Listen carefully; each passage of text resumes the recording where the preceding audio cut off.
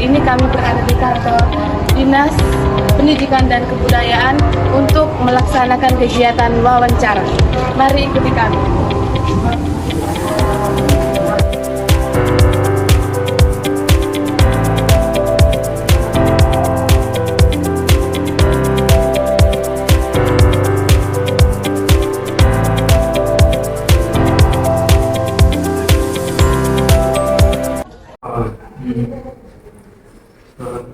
Kedatangan di sini ada tugas mewawancarai ke Bapak Sekretaris Dinas PDK.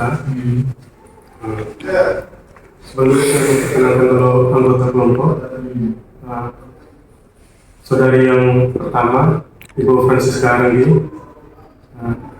Yang kedua, Fitiani Hussein. Yang ketiga, Bapak yang sebagai dokumentasi, Putra Setiawan. Di sebelah saya, Muhammad Alam Kurniawan. Dan saya sendiri, Andreas Simon Susu. Di sini kita dengan tema kegiatan asas penyelenggaraan pemerintahan daerah pada organisasi perangkat daerah Dinas Pendidikan dan Kebudayaan. Dengan dasar hukum Undang-Undang Nomor 23 Tahun 2014 tentang pemerintahan daerah Pasal 58. Berikut tujuan yang kegiatan ini. Tujuan kami melakukan wawancara ini yaitu untuk mengetahui serta mempelajari terkait mengimplementasi asas penyelenggaraan pemerintahan daerah pada organisasi perangkat daerah Dinas Pendidikan dan Kebudayaan Kabupaten ini, dan untuk memenuhi nilai tugas akhir semester pada mata kuliah Hukum Otonomi Daerah. Di pasal berapa? Pasal 58. Ya. Berikutnya saya berikan kesempatan untuk Bapak memperkenalkan diri. Oke. Selamat pagi. Pagi Pak. Jadi anak sekolah fakultas mana kalian? Fakultas Hukum. Hukum dan Sosial. Ya? Sosial. Sosial. Oh ya. Oke. Jadi teman-teman kesini terkait asas penyelenggaraan pemerintah daerah, ya? Ya Pak. Jadi di pasal saya juga baca regulasinya, ini disebutkan bahwa di sini ada asasnya, ada kepastian hukum, tertib penyelenggaraan negara, kepentingan umum, keterbukaan, profesionalitas, akuntabilitas, efisiensi, efektivitas, dan keadilan. Tinggal nanti kita berkembang misalnya. Saya perkenalkan diri dulu, ya, nama saya Insinyur Sutriadi Wangko, SD Magister Engineering. Jadi jangan aneh kalau sama magister engineering terus sepeda saya. Magister engineeringnya bukan magister engineering yang saya teknologi informasinya, hubungannya pendidikan teknologi informasi di pemerintah, konsentrasinya saya. Baik, jadi ini itu perkenalan diri saya saja. Itu silakan kita kembang diskusi ya. Iya Pak. Nah, silakan ada yang ingin menanyakan atau ada yang mau didiskusikan, silakan. Baik, terima kasih Bapak. Berikut kita langsung saja berkembang di pertanyaan yang akan diajukan. Ada beberapa pertanyaan yang dibagi kepada teman-teman kelompok. Pada teman-teman, kita berikut sini. Baik, terima kasih kepada moderator dan memberikan kesempatan kepada saya. Terima kasih Pak. Saya ingin bertanya berkaitan dengan pasal 58 itu diberikan tentang kepastian hukum. Di sini pertanyaannya, bagaimana Dinas Pendidikan dan Kebudayaan Kabupaten ini memastikan bahwa kebijakan yang diterapkan sesuai dengan peraturan undang-undang daerah. Oke, baik ya. Kan yang dimaksud dengan kepastian hukum itu kan adalah asas dalam negara hukum yang mengutamakan alasan ketentuan peraturan perundang-undangan dan keadilan dalam setiap kebijakan penyelenggaraan negara. Jadi memang karena tugas pokok dan fungsi kita dinas pendidikan tentu adalah membantu kepala daerah yang berkaitan kebijakan tentang pendidikan dan kebudayaan. Tentu bekerja di pemerintahan, ada dasar hukum, ada dasar hukumnya yang dalam pelaksanaan tugas sehari-hari. Tentu undang-undang yang paling tadi sudah disampaikan kan Undang-Undang 23 tahun 2014 ya tentang pemerintahan daerah. Ya, mungkin sudah dicek lagi apa ini undang-undang yang terbaru atau perlu diganti lagi dengan undang-undang yang terkini. Undang-Undang 23 tahun 2014 ya. Status peraturannya itu dicabut sebagian dengan Undang-Undang Nomor 1 tahun 2022 tentang hubungan keuangan antara pemerintah pusat dan pemerintah daerah. Terus Undang-Undang Nomor 17 tahun 2019 tentang sumber daya air diubah dengan Undang-Undang Nomor 11 tahun 2020 tentang Cipta Kerja, Perpu Nomor 1 tahun 2020 tentang kebijakan, Undang-Undang 9 2015. Ada tentang perubahan berapa kali toh, dan terakhir kan saya kata tadi ada Undang-Undang Nomor 11 tahun 2020 tentang Cipta Kerja. Makanya kalau teman-teman ke bagian hukum, kalau kita punya landasan hukum itu yang regulasi yang terbaru itu pasti sudah cantolannya itu Undang-Undang 11 tahun 2020 tentang Cipta Kerja. Jadi karena kita kerja di pemerintahan, tentu segala sesuatunya berkaitan dengan regulasi, termasuk tugas pokok dan fungsinya. Paling kurang itu ada perdanya, ya, peraturan daerahnya, kemudian turunannya dalam bentuk peraturan bupati yang mengatur secara jelas dan rinci terkait tugas pokok dan fungsi yang ada di dinas pendidikan. Itu berkait tugas pokok. Terus dalam kesehariannya dalam pelaksanaan pekerjaan tentu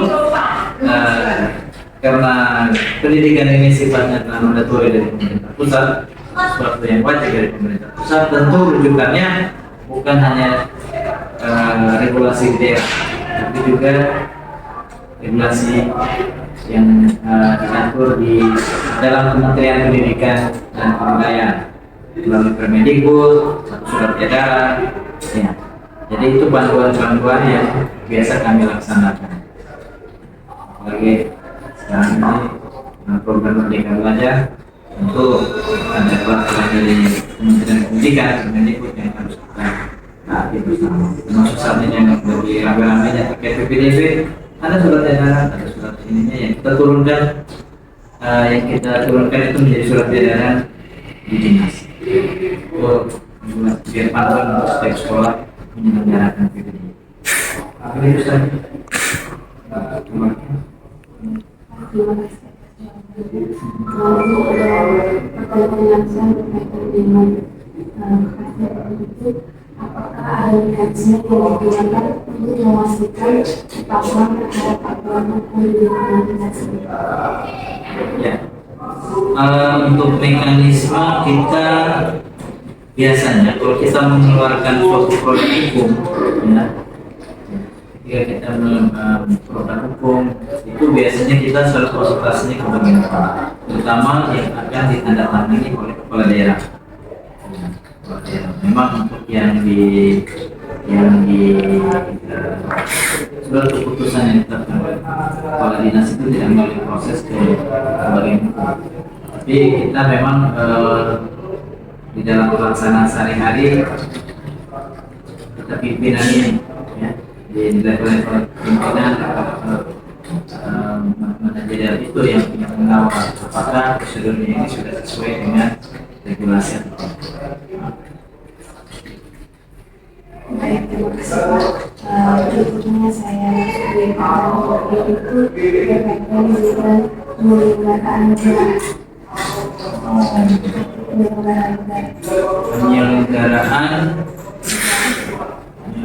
negara, tertib penyelenggaraan negara itu, ya. Jadi apa saja langkah-langkah yang dilakukan untuk memastikan bahwa program dan kegiatan itu tersebut secara struktur dan teratur.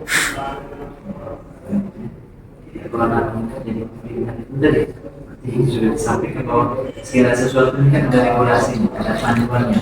itu termasuk sampai kepada format-formatnya. Ya, di dalam penyusunan perencanaan kegiatan, perencanaan program, nah, itu kan sudah ada format-format yang harus kita patuhi. Ya. Kita tidak bisa terlalu banyak bermodifikasi terhadap apa yang sudah ditentukan. Ya. Termasuk di dalam penyusunan itu sudah struktur, ada dalam pesta itu sudah ada dia punya panduannya. Bab 1 itu isinya apa, bab 2 itu isinya apa, bab 3 itu isinya apa, itu semua sudah diatur dalam regulasi. Jadi kita di pemerintahan itu sebenarnya enak kerjanya karena sudah diatur dari regulasi, kita tinggal mengikuti saja apa yang sudah ada di atur. Terima kasih. Pertanyaan dari pemilu ini, bagaimana proses monitoring dan evaluasi dilakukan untuk memastikan keteraturan pelaksanaan program tersebut? Kita untuk monitoring dan evaluasi itu di internal kita sendiri itu biasanya setiap 1 bulan sekali kita adakan rapat staff dan pimpinan. Rapat staff dan pimpinan itu di mana tadi mengumpulkan seluruh staf yang ada di dinas untuk kemudian evaluasi program dan kegiatan yang kita laksanakan selama 1 bulan. Jadi itu yang bagian yang termasuk dalam evaluasi tadi. Terus selain itu kita juga ada unit-unit di luar kita yang mengontrol kualitas dari pelayanan publik kita, seperti ombudsman. Ya, ombudsman itu masuk juga dalam sini untuk memastikan bahwa pelayanan kita ini sudah sesuai dengan standar. Juga ada pihak-pihak lain juga, ada BPKP, kayak mungkin ada pemeriksaan barang-barang atau dari pihak yang lain. Oke, baik. Terima kasih. Dan terima kasih berikut kepada saudara Alan sebagai kesempatan. Terima kasih atas pertanyaan kepada saya. Di sini saya coba bertanya tentang asas kepentingan ini. Di sini saya mau bertanya, Pak, bagaimana dinas mengidentifikasi dan mengutamakan kepentingan masyarakat dalam penyusunan kebijakan dan program? Ya, termasuk kepentingan umum kan asasnya mendapatkan kebijakan dengan cara asosiatif, alternatif dan selektif. Nah, jadi pemerintahan ini kan dibangun untuk pelayanan kepada masyarakat. Ya, segala sesuatu yang kita lakukan ini adalah untuk kepentingan masyarakat, terutama yang berkaitan dengan pendidikan dan kebudayaan. Masyarakat di sini tentu unsur-unsur yang terlibat dalam pendidik, ada para guru, terus tenaga pendidikan, sekolah-sekolah, termasuk peserta didik dan juga orang tua. Ya. Dan untuk di kebudayaan tentu ada stakeholder bidang di kebudayaan, ada para tokoh, ada ya budaya, agama, masyarakat, kita berkolaborasi. Ya. Sehingga di dalam pelayanan segala sesuatu yang terjadi di sini itu kita pastikan bahwa segala sesuatunya berjalan kepentingan kita pribadi ya. Sehingga regulasi yang mengatur itu juga semuanya muaranya ke sana, ya, terutama untuk meningkatkan pelayanan kualitas pendidikan. Mungkin itu Terima kasih, Pak. Soalnya mungkin sini saya akan menambah pertanyaan dari pertanyaan tadi. Apakah ada mekanisme untuk melibatkan masyarakat dalam proses pengambilan keputusan? Untuk keterlibatan masyarakat di dalam pengambilan keputusan, ya. Jadi kita mekanisme sistem perencanaan kita di pemerintahan itu kan ada yang sifatnya dari atas ke bawah, ya. Ada yang dari bawah ke atas, bottom up. Ada yang dari up, ada yang dari bawah. Jadi ketika perencanaan itu ada yang bagiannya itu kita mekanismenya kan melalui musrenbang ya, di mana musyawarah pembangunan itu biasanya dimulai dari dusun atau di tingkat desa. Teman-teman biasa di desa karena belum prakteknya belum ya. Itu biasanya di awal dari akhir tahun di semester 2 itu biasanya diselenggarakan musyawarah rencana pembangunan di tingkat dusun, terus naik ke tingkat desa, dari desa tingkat kecamatan. Dan kecamatan itu biasanya terjadi di awal triwulan pertama di tahun yang berikutnya. Nah, itu yang proses perencanaan itu melibatkan masyarakat. Masyarakat itu apa? Disinergikan dengan anggaran yang ada sehingga nanti bisa tertuang di dalam dokumen keputusan kita seperti itu, terutama untuk program dan kegiatan yang ada di sini. Terima kasih untuk jawabannya. Kemudian di sini saya mau bertanya lagi terkait dengan akses keterbukaan. Bunyi pertanyaan sini, bagaimana dinas memastikan keterbukaan informasi kepada publik mengenai kebijakan, program, dan anggaran? Untuk keterbukaan ini memang kita tentu melalui media-media yang ada ya, media yang ada selain media konvensional ya, yang ada di dinas segala sesuatu itu masyarakat juga bisa tahu. Dan juga di sekolah-sekolah juga kita himbau untuk membuat selebaran ataupun baliho-baliho ya terkait kegiatan yang ada di sekolah biar masyarakat juga tahu. Karena dengan dinas pendidikan kita juga tidak bisa lepas dari sekolah, karena sekolah itu berada di dalam lingkungan dinas pendidikan. Nah, sekolah standar yayasan ya, tapi sekolah negeri itu benar-benar di bawahnya dinas. Jadi arahan kebijakan yang ada di dinas juga kita sampaikan kepada sekolah. Jadi keterbukaan bukan hanya kita di dinas saja, tapi juga di sekolah. Seperti PPDB saat ini ya, informasi harus jelas, ada balihonya. Lalu media sosial di sekolah juga punya media sosial yang harus disampaikan kepada masyarakat prosesnya, prosedurnya seperti apa, umumannya tanggal berapa.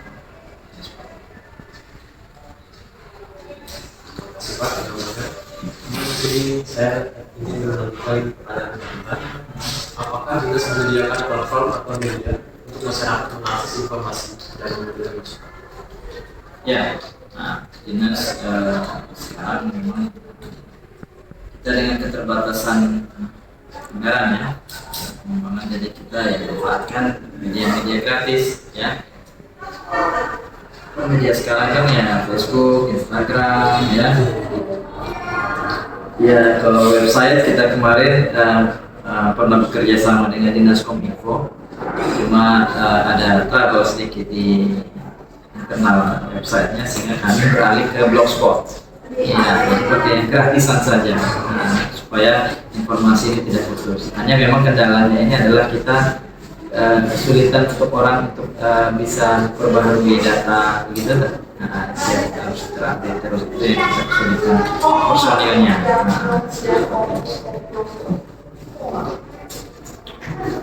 Terima kasih jawabannya. Kemudian saya lanjutkan kepada Mbak. Kesempatan berikut sampaikan kepada saudara. Baik, terima kasih atas pertanyaan saya.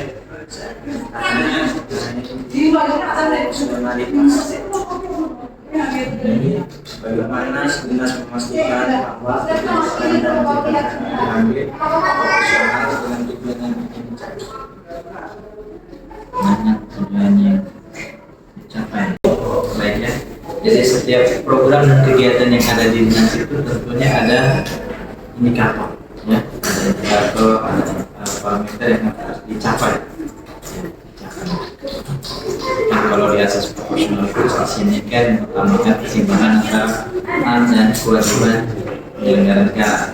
Di sini, kalau saya lihat kan teman-teman menyangkutnya proporsionalitas dengan apa tadi, dengan tujuan ya, dengan tujuan ya.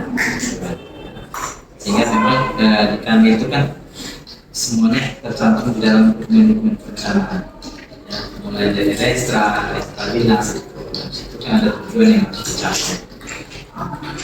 Ketika kita mengevaluasinya tentu ada turunan-turunannya toh.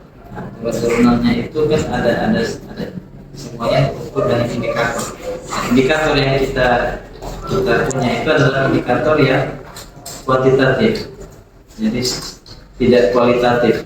Ada baik, buruk, tapi dia sudah ada nilai-nilainya. Itu yang membuat kami lebih gampang mudah untuk melihat apakah yang program dan kegiatan yang kami lakukan ini sudah menjawab belum tujuan yang dicapai. Makanya melalui indikator-indikator itu, kalau ada yang masih nilainya masih kurang, ya itu yang kita kejar supaya bisa meningkatkan indikator yang ada melalui program dan kegiatan. Seperti itu. Baik, terima kasih Pak. Sudah Mas. Saya ingin melanjutkan pertanyaan selanjutnya. Bagaimana alokasi sumber daya dilakukan secara adil dan proporsional di dalam dinas? Sumber daya. Ya.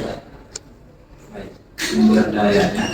Sumber daya ini termasuk sumber daya manusia, ya. Termasuk sarana prasarana itu sumber daya dinas.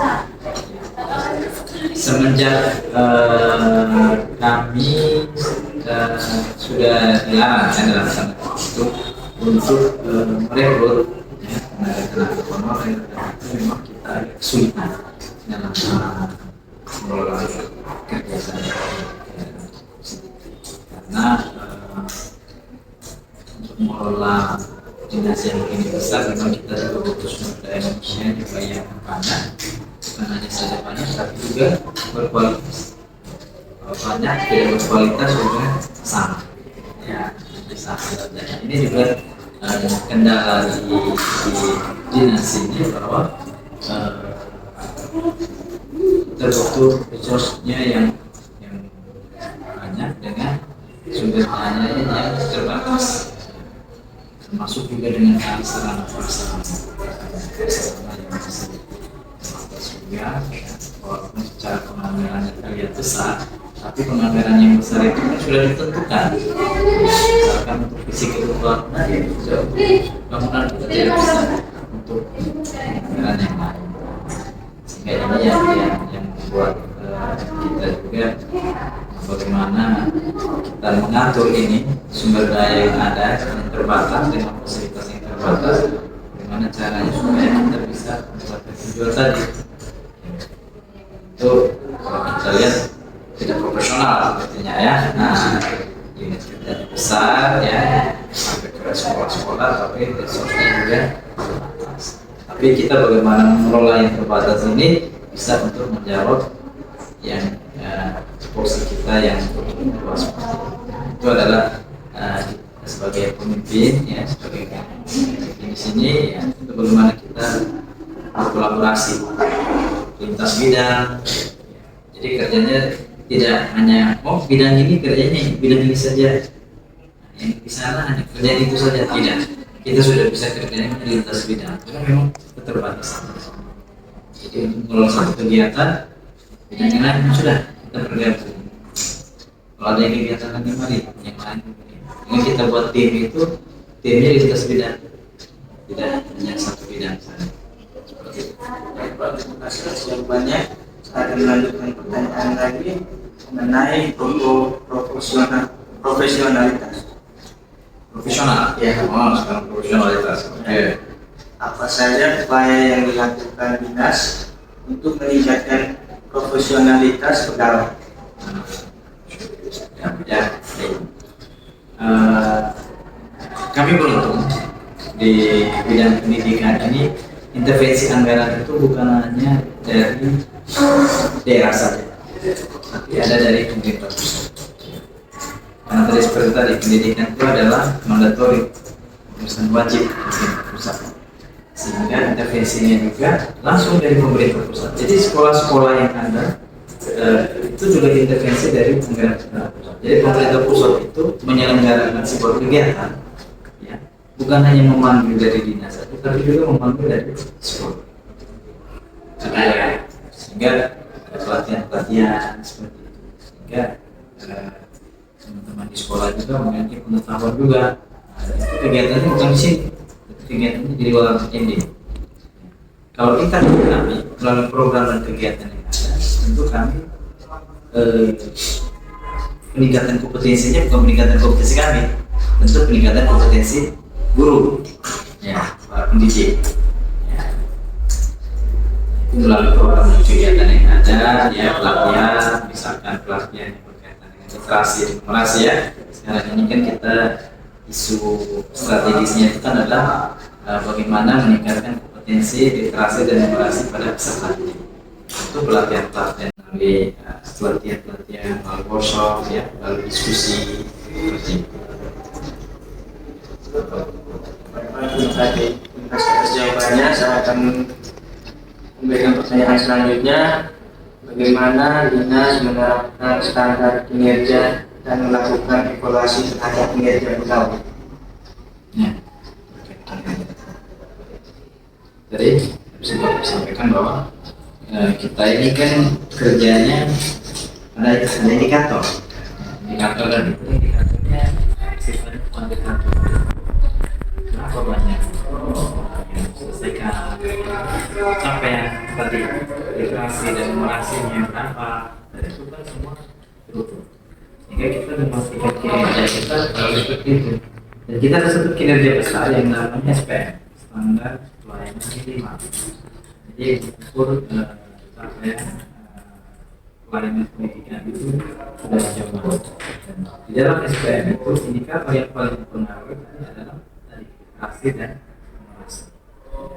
Setelah itu juga ada partisipasi sekolah, ada juga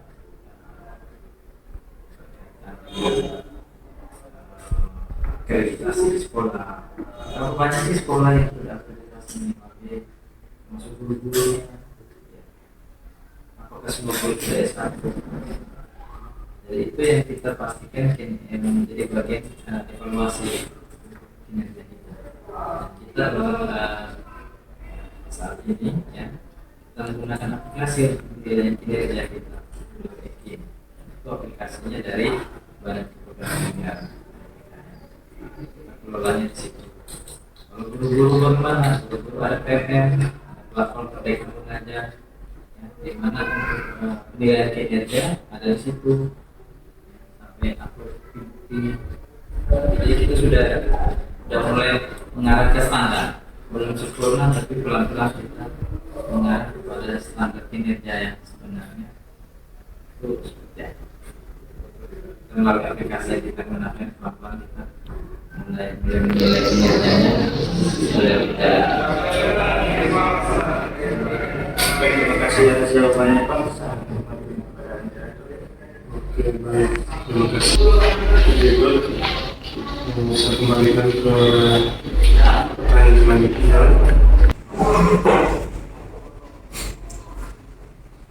Terima kasih.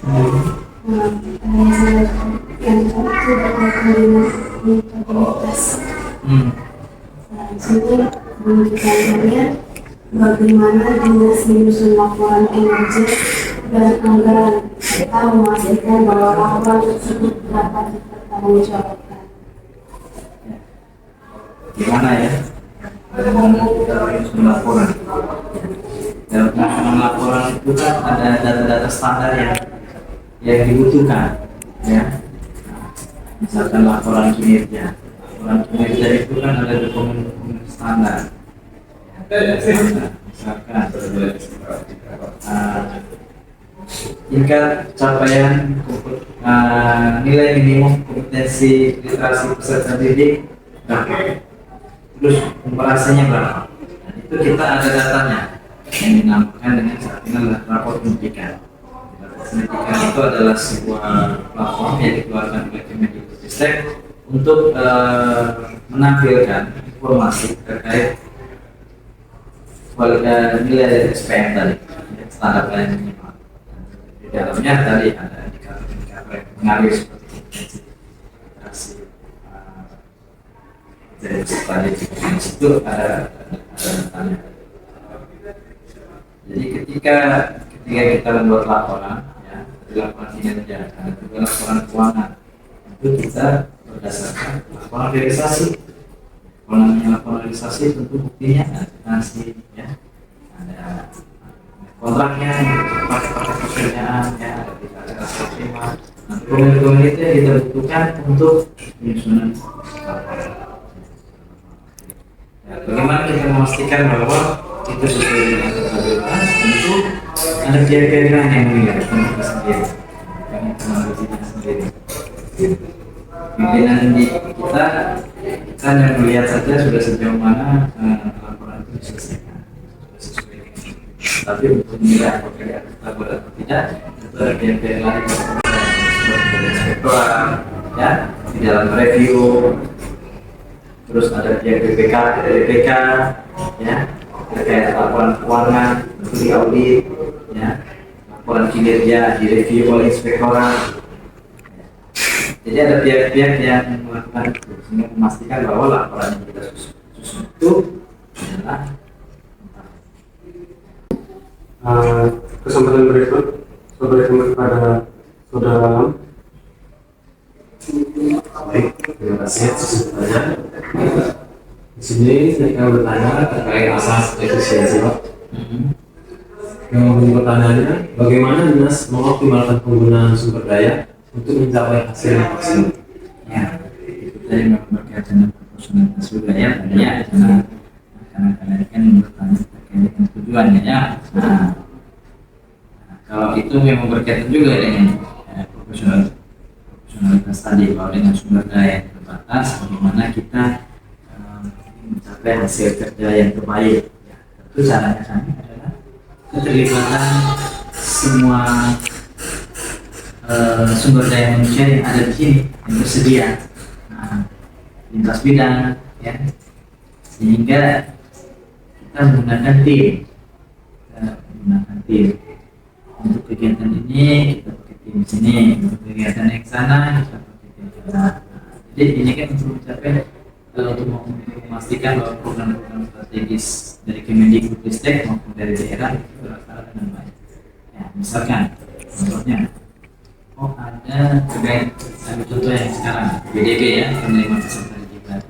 Ada tim yang mengatur PDB dan lintas bidang, ada dari bidang SD, ada dari bidang SMP.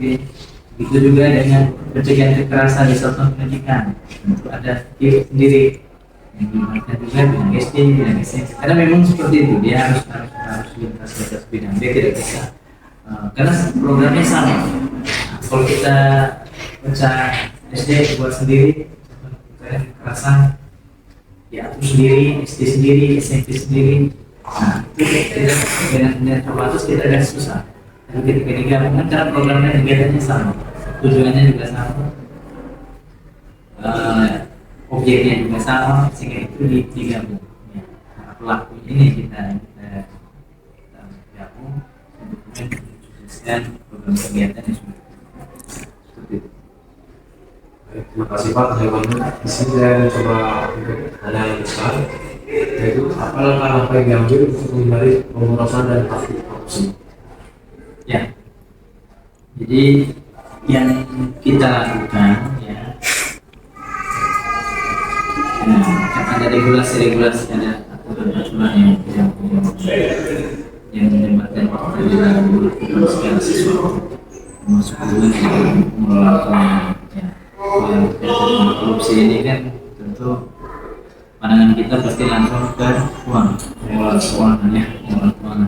Bagaimana supaya pengelolaan keuangan itu tidak keluar dari level yang sudah ditentukan. Ya, tentu kita kawalnya mulai dari dokumen perencanaan, setelah itu masuk ke dokumen anggaran. Nah, dokumen anggaran ini menjawab apa yang sudah direncanakan. Program kegiatan ini kira-kira ada tidak anggarannya? Ketika anggaran sudah tersedia, tentu pada saat pelaksanaannya tidak boleh keluar dari yang sudah dianggarkan.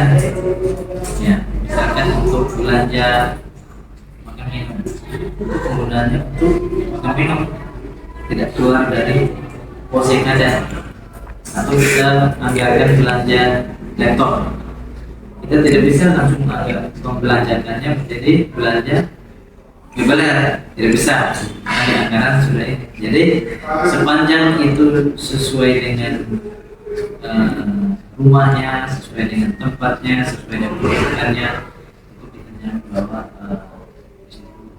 tidak terjadi kerugian pada negara. Semua dokumennya itu harus ada, baik fisik maupun fisiknya. Tanggung jawaban dari setiap kegiatan, tanggung jawaban ini dia butuh dokumen apa?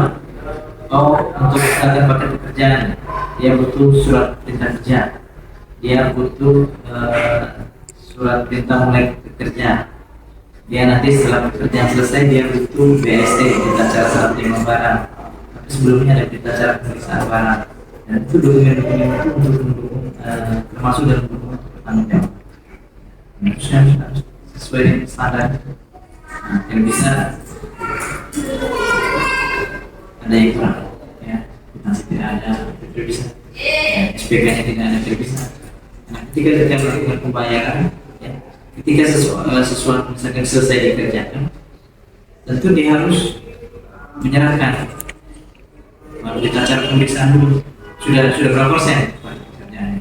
Kalau sudah 100%, bisa dibayarkan. Dan itu adalah dasar laporannya. Jadi bisa serta nanti ngomong saja, kalau sudah 100% langsung bayar, tidak bisa. Harus ada dokumen tertulis. Jadi segala sesuatunya harus terdokumentasi. Saya telah menjawab, ada saya kemudian. Baik, terima kasih. Berikut kesempatan saya kepada Terima kasih kesempatan yang diberikan. Selanjutnya Pak, saya akan bertanya terkait asas produktivitas. Pertanyaannya, bagaimana mendesain program dari bentuk kinerja yang jelas dan efektif? Indikator yang ada ini kan memang sudah ditetapkan dengan regulasi juga. Karena pendidikan ini adalah mandatori, ya, jadi bukan hanya program strategis daerah saja yang kita juga mendapatkan program strategis dari pusat. Program strategis pusat, misalkan sekarang program Merdeka Belajar, tentu yang di daerah juga kita programnya juga untuk mendukung Merdeka Belajar. Tidak bisa bertolak belakang, tidak bisa. Ya. Program yang kita modifikasi bisa, tapi tentu tetap mendukung program dari pemerintah pusat. Nah itulah kita namanya dari satuan, ya, tidak bisa terlepas dari itu saja. Mungkin program dari pusat Merdeka Belajar, kita di daerah juga mendukung. Bagaimana kita bisa melihat untuk kesuksesan program Merdeka Belajar itu indikator seperti apa? Pemerintah pusat sudah berikan. Ini loh, kami punya indikator ini. Kita di daerah kompetensi literasi, ada kompetensi numerasi, ada di karakter, ada angka partisipasi sekolah di situ, ada guru PAUD minimal S1, termasuk juga dengan pendidikan kesetaraan, APS kesetaraan, berapa sih ada fokus poin, itu semua sudah diamanatkan dari pusat, sehingga kita di daerah juga yang mengadopsi indikator-indikator yang ada, ya. Hingga kita tidak terlalu banyak berpikir yang ini, ya, kira-kira indikator dari pemerintah pusat sudah memberikan kepada kita inilah indikator kinerjanya yang harus kita sesuaikan di daerah. Dari budaya, target kinerja itu sudah ada regulasinya. Itu tinggal mengambil yang sesuai dengan kita. Apakah itu misalkan kita dari budaya kita belum ditetapkan, ya, bagaimana kita indikatornya kita misalkan cagar budaya yang sudah ditetapkan, kita targetnya wah tapi ya bagaimana kita melaksanakan supaya pada tahun yang kita sudah anggarkan itu ada di luar objek yang diduga cagar budaya menjadi dinaikkan statusnya menjadi ya. Terima kasih Pak atas penjelasannya. Selanjutnya pertanyaan lanjutan terkait bagaimana proses evaluasi dilakukan untuk memastikan bahwa program efektif mencapai tujuan yang diinginkan. Bagaimana katanya? Di setiap kecamatan juga kan memang ada sekolah negeri, tapi dengan jaraknya kan dari swasta mengikuti jarak saja. Tapi kalau di kota ini kan lain beda ya. Jadi bagaimana kami menjamin keluarga dengan aturan yang terjalin pula ya, dengan regulasi ya, dengan panduan. Terima kasih Pak. Pertanyaan selanjutnya, apa langkah-langkah yang diambil untuk mengutamakan pelayanan kepada penyelenggaraan dan kegiatan? Nah, di sini Pak, maksudnya kelompok-kelompok itu maksudnya aktivisi misalnya seperti anak-anak difabel atau kebutuhan khusus. Nah, itu. Ini yang dinamakan pendidikan inklusivitas, di mana anak-anak yang berkebutuhan khusus. Mungkin selama ini kita dengarkan anak inklusif itu dia hanya sekolah di sekolah luar biasa. Tapi saat ini melalui kebijakan pemerintah pusat juga mendorong bahwa anak-anak inklusif ini juga bisa bersekolah di sekolah reguler. Bagaimana sekolah reguler ini menyiapkan tenaga, fasilitas untuk menampung teman-teman yang inklusif. Nah, bagaimana kita untuk mendukung mereka? Tentu ada jalur khusus, ya, entah itu namanya jalur afirmasi, ya, jadi jalur afirmasi itu kan bukan hanya yang tidak mampu saja, tapi untuk teman-teman yang difabel ini yang kita bisa akomodir. Jadi ada personal mereka, ada konsultasi mereka bahwa oh mereka 10% atau 15% jadi seperti itu. Hanya memang kendala kita bahwa guru-guru yang ada di sekolah reguler itu belum dibekali. Nah, bagaimana menuntun mereka yang bagaimana mengajar kepada keterbatasan fisik. Bukan keterbatasan fisik, karena memang definisi disabilitas itu kan banyak. Ya, sebenarnya bukan hanya fisik saja, tapi ada yang lain juga. Nah, yang itu yang belum kita bisa petakan. Nah, itu punya latihan dulu dan segala macam. Nah, itu yang guru-guru terlatih itu yang masih kita kesulitan. Tapi memang kebijakan pemerintah pusat dan juga di pemerintah daerah, setiap sekolah reguler itu juga menjadi rumah yang nyaman bagi peserta didik yang menggunakan terbatas.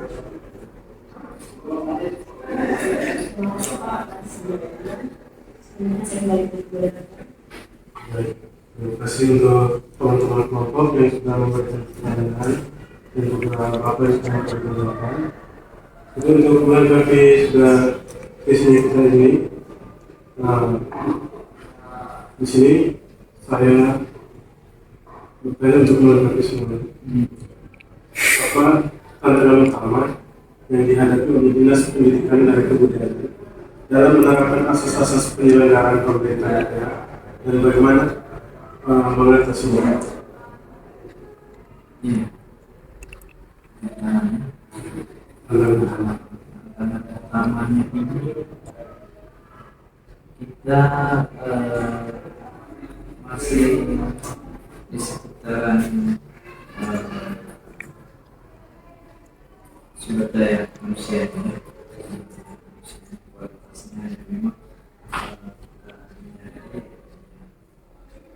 masih terbatas, bukan hanya jumlahnya saja, tapi secara kualitas juga masih kurang. Karena saat ini kan dinamis, ya. Regulasinya selalu terbarukan, kebijakan apalagi di bidang pendidikan, ya, sekarang memang ada kesan bahwa ganti menteri ganti itu juga ya, bersama bukan hanya di dinas saja tapi juga ada di satuan-satuan pendidikan. Bagaimana kita meyakinkan para guru agar mereka bisa beradaptasi dengan setiap perubahan. Karena yang pasti itu adalah perubahan itu sendiri. Ya. Bagaimana mereka bisa keluar dari zona nyaman mereka. Yang selama ini mungkin pengajaran yang biasa-biasa saja, ya satu mata pelajaran untuk semuanya. Tapi sekarang ada istilahnya pembelajaran berdiferensiasi, ya, mana dikenal dengan potensi anak, ya, anak ini tipenya bagaimana, dia kenali satu persatu. Tapi bukan berarti masing-masing anak itu dia mengajari, tidak. Nah, tidak seperti itu. Ya. Tetap dijadi sama, tapi dia melihat bahwa anak dia punya ini juga, dia memiliki informasi, oh anak ini tipenya seperti ini. Jadi ketika diajarkan sesuatu, ketika anak ini paham, dia paham. Oh memang anak ini untuk yang mungkin yang umurnya belum pas, nah, dia tidak terlalu mampu di situ, sehingga mungkin ada metode-metode lain yang bisa digunakan bagaimana menarik minatnya anak ini. Nah, seperti itu. Memang kita masih tantangan terbesarnya ada di sumber daya manusia. Ya, kita harapkan melalui pelatihan, ya, maupun ada kegiatan-kegiatan dirinya diharapkan sumber daya manusia juga kita berkualitas. Pertama memang yang berhubungan dengan IT, karena semua sekarang semuanya berbasis IT, ya, informasi, kemudian saja laptop, kemudian media handphone, semua teknologi sekarang, pembelajaran sekarang mengarah ke digital, ya, transisi. Ya, transformasi pembelajaran dari yang konvensional menjadi yang modern, sehingga bahan-bahannya juga harus tahu. Kalau kita di manajemen, ya, paling-paling komputer harus bisa tahu, ya, kemampuan dasar itu harus tahu. Tidak sama sekali. Tapi memang kita masih pelan-pelan. Apalagi usaha-usaha, ya, usaha tadi seperti tadi, ya, kita ada pelatihan, ya, ada baik. Sekarang kita nanti berbagi prinsip baik. Ada yang baik di sana, ya kita sampaikan, kita ajarkan. Di sini yang menggunakan itu dari sumber daya manusia. Terus dengan selalu pergantian kurikulum. Itu kebijakan yang itu tantangan manusia. Karena kita manusia. Kalau kita manusianya siap untuk berubah, apapun dia merubah sana merubah sini, ya kita anggap bahwa ada benang merah yang menghubungkan antara di sana. Ternyata sama, mungkin hanya berganti nama. Ya mungkin dulu kami lakukan ini, sekarang ada tambahan ini, tapi itu sama saja. Dan dulu 1 tambah 1 itu hanya mungkin bagaimana kita menyampaikan 1 tambah 1 ini. Yang dulu mungkin hanya ada 1 tambah 1 sama dengan 2, ketemunya begini. Tapi sekarang ada metode yang lain lagi, ya. Ada penyanyi, ya. Hanya perbedaan di dalam penyampaian materi saja. Bagaimana menyampaikan kepada materi disesuaikan dengan zamannya anak-anak sekarang, ya. Yang sekarang teman-teman sudah kuliah dibanding dengan adik-adik kita itu sudah berbeda juga, ya. Jadi belum berubah itu bukan selamanya bahwa nanti secara mungkin hanya namanya saja. Hanya karena itu tadi kita punya pemikiran tuh, sudah apa namanya? Sudah pesimis dulu lah, pesimis. Ini ganti menteri, pasti ganti. Jadinya kita nanti jatuh belajar yang ini, nah ini juga pengen kita lama diganti lagi, biar kita pakai sekarang saja. Jadi tidak bisa melakukan lagi perubahan yang ini tidak.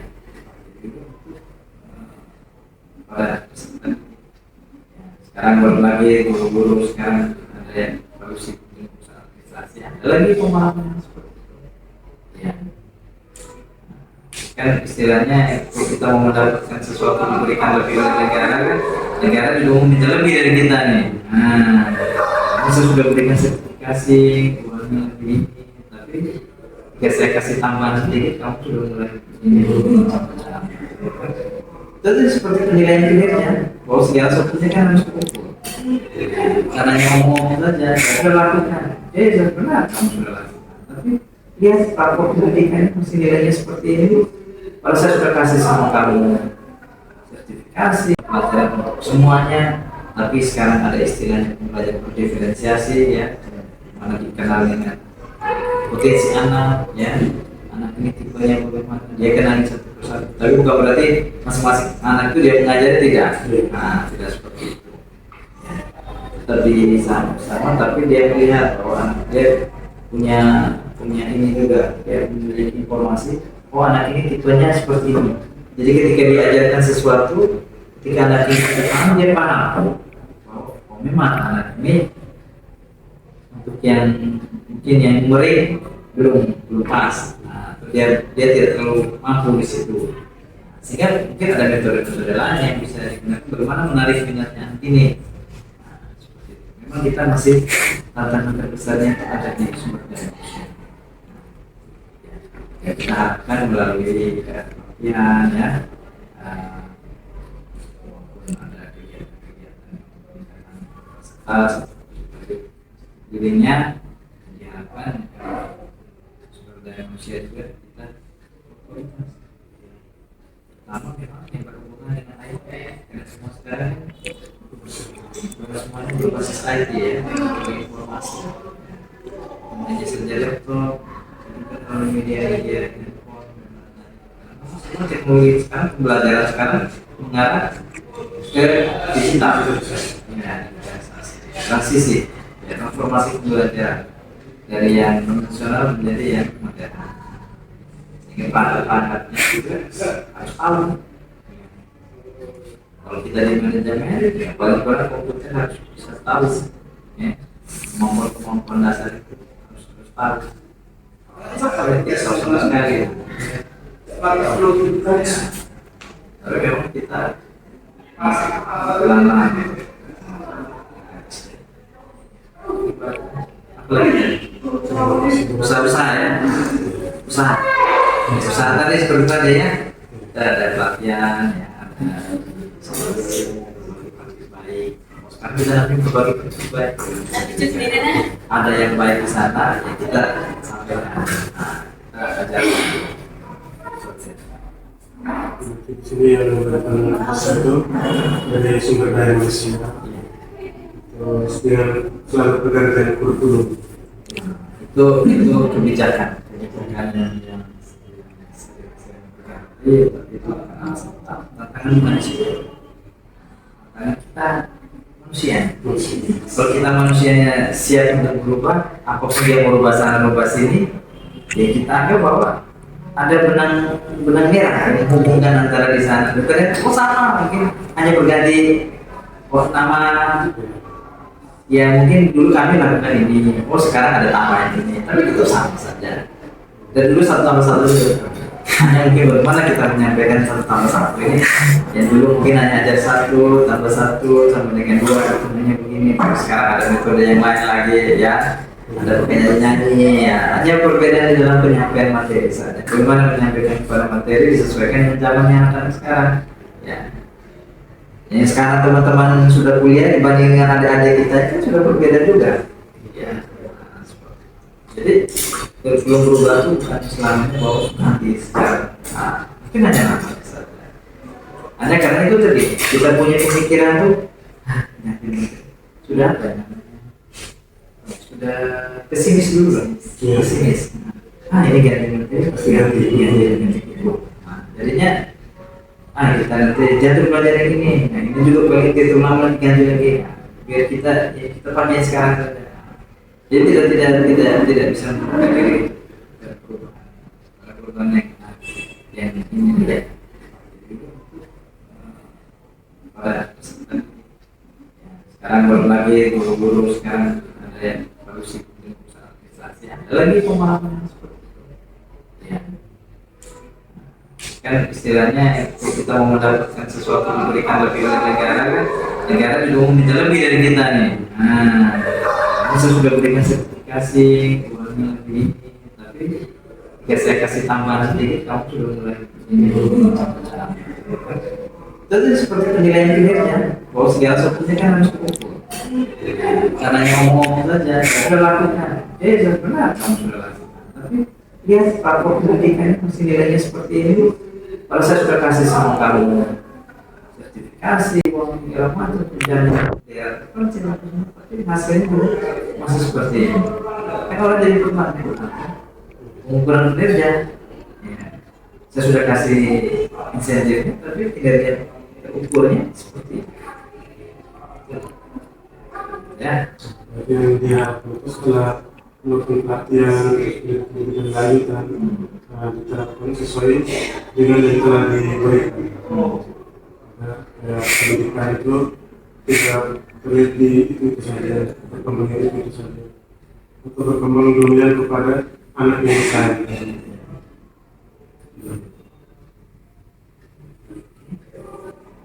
Terima kasih Bapak. Dengan akhirnya pertanyaan saya tadi, terima kasih Bapak. Saya bisa sampaikan sesuatu? Boleh. Teman-teman, jadilah sarjana umum yang berkarakter, ya. Yang mungkin depannya akan kerja di PH, ya. Dimana saja saat saya menjadi PH berkarakter, ya. Pasti lingkungan itu kadang-kadang mempengaruhi juga kinerja. Tadi saya sampaikan apapun itu kembali kepada manusia, ya, kembalikan cipta bahwa bagaimana kita mau satu bersih, satunya saja kotor, ya.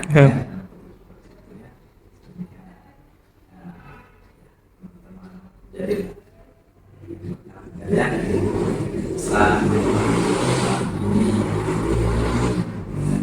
semoga jadi sukses, ya. Amin. Ya, dari masalah, ya,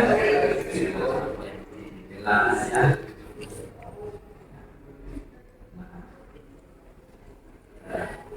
Indonesia membutuhkan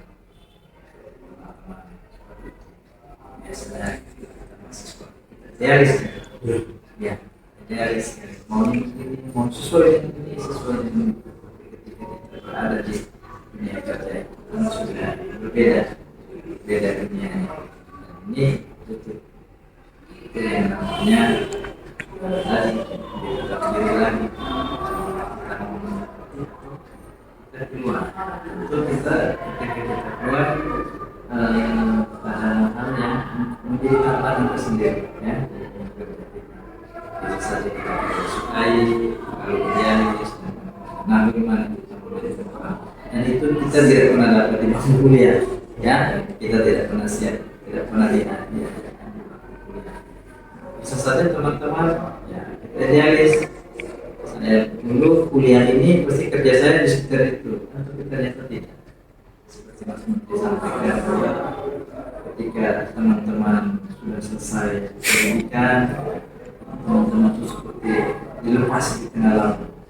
Bagaimana kita berupaya untuk menyelamatkan diri masing-masingnya, ya, berjuang untuk bagaimana bisa saja yang sebenarnya misalkan saya ketika kebayangnya saya harus naik perahu, tiba-tiba yang ada papan, ya, naik papan dulu, ya, teman-teman, ya, usaha waktu itu, ya, jangan terlalu risau, ya, dan satu lagi, ya, terlalu PNS, ya, sekarang PNS ini terbatas dan kalau untuk PNS harus dimasukkan, ya, karena untuk menulis itu tidak seperti dulu. Kami hanya duduk-duduk saja, tiba-tiba bisa sekarang semua nilai keterbukaan tadi, asas keterbukaan ini seperti teman-teman tadi, negara-negara asas keterbukaan teman-teman di dalam tes, kami di luar bisa lihat teman-teman punya hasil, ayo nilai sedikit saja. Nah, kan teman-teman tidak tahu ya, bahkan yang di luar tahu. Ya, nah itu salah satu proses untuk sehingga apapun tesnya dimanapun itu harus proses banyak baca ya. Memang kita untuk kita di ND literasi merasa masih rendah. Literasi itu bukan hanya kemampuan membaca saja, tapi kemampuan memahami. Ya. Numerasi juga bukan hanya kegiatan berhitung saja, tidak. Bagaimana berhitung itu kita terapkan di dalam kehidupan sehari-hari. Uang segala macam perjalanan ya, tapi hasilnya masih seperti ini. Kalau jadi pertanyaan, pengukuran kinerja, ya, saya sudah kasih insentifnya, tapi kinerja ukurnya seperti itu.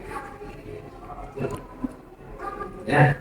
Berarti yang dia putus setelah melakukan pelatihan dan lanjutan diterapkan sesuai dengan yang telah diberikan. Pendidikan itu tidak terlihat di itu saja, perkembangan itu saja, atau berkembang dunia kepada anak yang besar.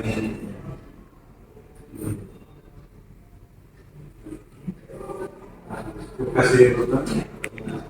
Dengan akhirnya pertanyaan saya tadi, terima kasih Bapak. Saya bisa sampaikan sesuatu. Boleh. teman-teman jadilah sarjana umum yang berkarakternya yang mungkin depannya akan kerja di PH ya, dimana saya saat saya kerja di PH ya, pasti lingkungan itu kadang-kadang mempengaruhi juga kinerja. Tadi saya sampaikan apapun itu kembali kepada manusia ya, kembalikan cipta bahwa bagaimana kita mau sapu bersih, sapunya saja kotor ya.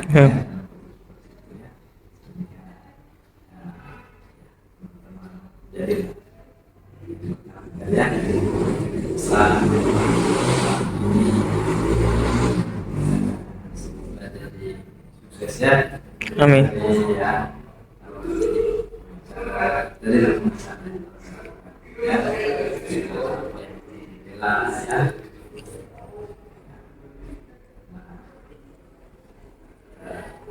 Indonesia biasanya kita mahasiswa idealis ya, idealis maunya begini, mau sesuai dengan ini, sesuai dengan ketika kita berada di dunia kerja itu sudah berbeda dunianya. Ini betul itu yang namanya tadi diri lagi kita keluar itu kita keluar pada hal yang menjadi tantangan tersendiri ya. Bisa saja kita sukai kalau idealis, nah bagaimana kita menjadi tempat dan itu kita tidak pernah dapat di bangku kuliah ya, kita tidak pernah siap, tidak pernah lihat ya. Bisa saja teman-teman ya, kita idealis, saya dulu kuliah ini pasti kerja saya di sekitar itu, tapi ternyata tidak. Seperti Mas Menteri sampaikan bahwa ketika teman-teman sudah selesai pendidikan, teman-teman itu seperti dilepas di tengah laut. Bagaimana kita berupaya untuk menyelamatkan diri masing-masingnya, ya berjuang bagaimana bisa saja yang sebenarnya misalkan saya ketika kebayangnya saya harus naik perahu, tiba-tiba yang ada apa ya naik perahu ya teman-teman ya usaha itu ya jangan harus risau ya. Dan satu lagi ya baru PNS ya sekarang PNS ini terbatas dan kalau untuk PNS harus dimasukkan ya harus karena untuk itu tidak seperti dulu kami hanya duduk-duduk saja tiba-tiba tidak bisa sekarang semua nilai keterbukaan tadi, asas keterbukaan ini perlu dimanfaatkan negara-negara asas keterbukaan. Teman-teman di dalam tes, kami di luar bisa lihat teman-teman punya hasil nilai sedikit saja. Nah, kan teman-teman tidak tahu ya, bahkan yang di luar tahu. Ya, nah itu salah satu proses untuk arah sehingga apapun tesnya dimanapun itu harus proses. Ya, karena kita untuk kita di ND literasi merasa masih rendah. Literasi itu bukan hanya kemampuan membaca saja, tapi kemampuan memahami. Ya. Memahami juga bukan hanya kegiatan berhitung saja, tidak. Bagaimana berhitung itu kita terapkan di dalam hidup masyarakat. Bukan begitu. Literasi dan memahami sebenarnya. Wakil pandai berhitung tidak juga. Ya, bagaimana proses matematis yang ada di memahami itu diangkat ke kehidupan sehari-hari. Ya, kita bisa berpikir. Ya, teman-teman kita literasi banyak macam banyak literasi dari pelaku lingkungan yang dibaca kepada teman-teman apa skripsi dan lain-lain ya, jangan pakai ahli ya. Karena sebagai menggunakan tapi ya kita bisa tahu mana yang plagiat, teman-teman yang tahu ya. Jadi belajar membaca, dengan membaca. Nah, teman-teman ini kan generasi yang berbeda. Ya, generasi teman-teman ini sudah generasi semuanya teknologi. Nah, lebih enak baca di handphone daripada baca di buku. Belum lagi tantangan dari teman-teman sendiri lagi. Profesional, tantangan tersendiri. Nah, kayak gitu tidak apa dengan mereka sama lagi dengan mereka yang nggak punya ya. Keluar dari ini ya, dari diri sendiri. Kalau yang mau maju harus fight ya.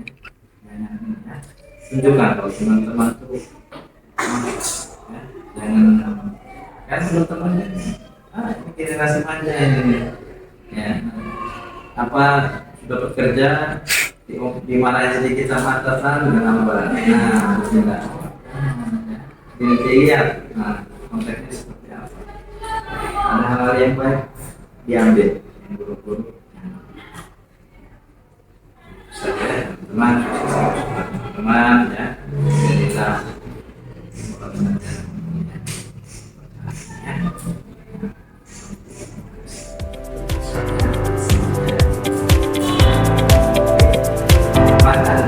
sudah.